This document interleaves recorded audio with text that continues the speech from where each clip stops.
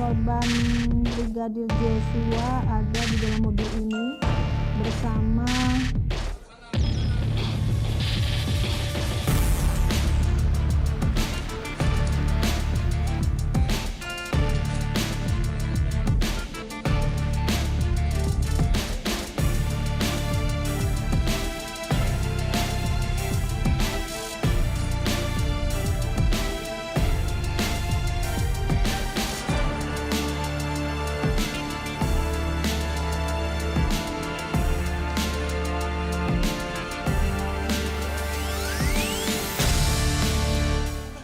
lokasi berdampingan tapi tidak melihat siapa yang menembak selain Richard Eliezer.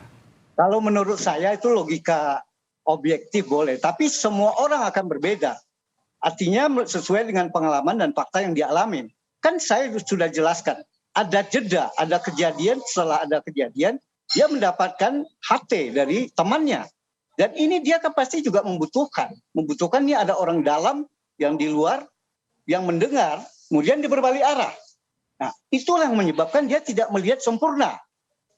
Dia berbalik arah karena Romer yang dilihat HT tidak melihat mukanya, berbalik arah kan paling ada tiga balik arah, balik arah lagi. Ya, karena ada HT itu. Kan ada waktu jeda. Baiklah, itu kan versinya Ricky Rizal. Tapi oke lah, meskipun secara logika tentu sulit untuk masuk ke dalam bayangan logika itu. Tapi saya ingin tanya Pak Bung Herman, kalau seandainya Anda mengklaim bahwa Ricky Rizal mau membongkar yang sebenarnya, betul?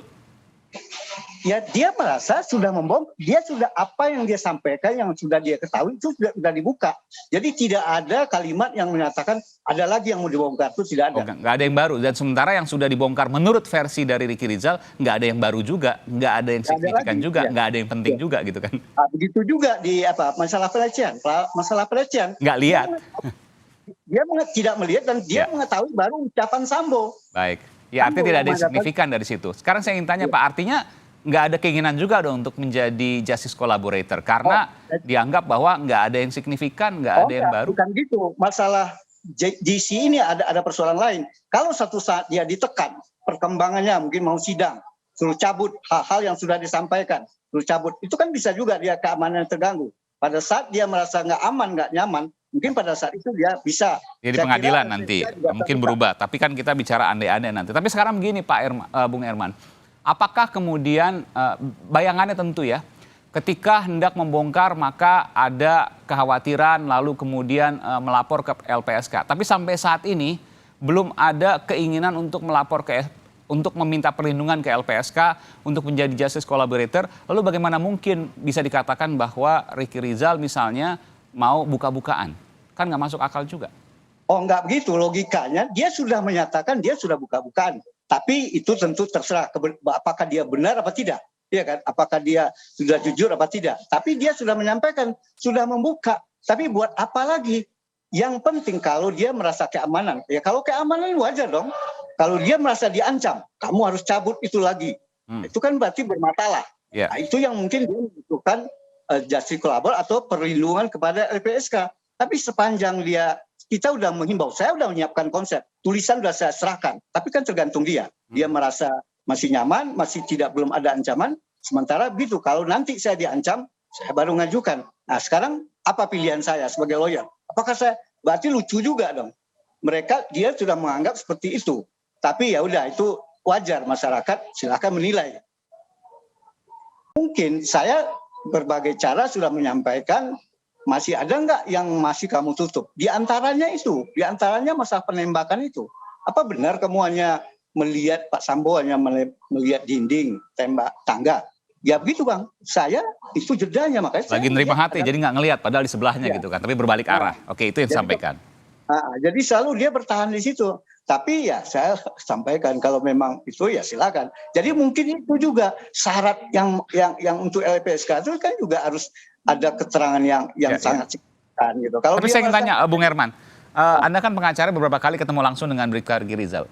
Masih ada raut ketakutan nggak sih Bribka Ricky Rizal terhadap Verdi Sambo? Sepanjang berapa kali saya sejak lie detektor itu tidak ada. Malah kemarin kan saya dampingin.